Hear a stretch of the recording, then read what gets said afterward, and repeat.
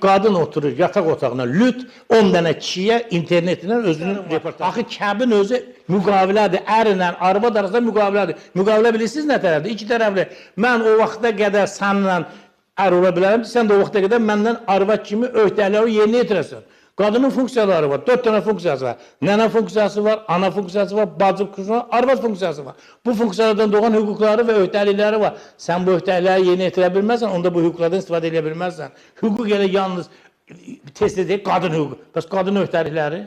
Siz niyə qadın öhdəliklərdən danışmırsınız? Azərbaycan cəmiyyəti dağılır. Qadın cəmiyyətin əsasıdır. Ailənin əsası qadındır. Qadın istəyər ailə axıra qədər durar. Qadın istəyər dərhal dağılar. Məsələn, qadına deyirsən ki, sən niyə özü belə yaparsın? Dərhal gedə boşanma. Niyə? O alternativi var da bir dənə. Bunun üçün fərqi və ya başqa qadınlar kimi azad yaşamaq.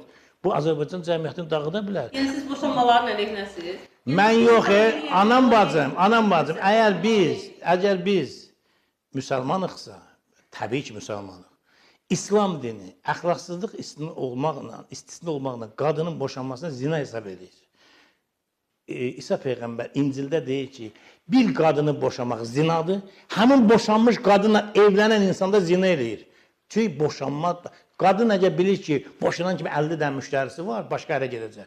O bir yerdə dayanması gündə birini dəyişir. Ona görə İsa Peyğəmbər deyir ki, boşanmış qadını almağın özü zinadır. Qadını boşanmaq deyirsən. 2000 il əvvəllik. Nə olub 2000 əvvəl Arximet qanununa sən əməl eləyirsən, deyirsən ki, Arximet qanunu orta məhdədə keçirsən, bu da əxlaqdır da.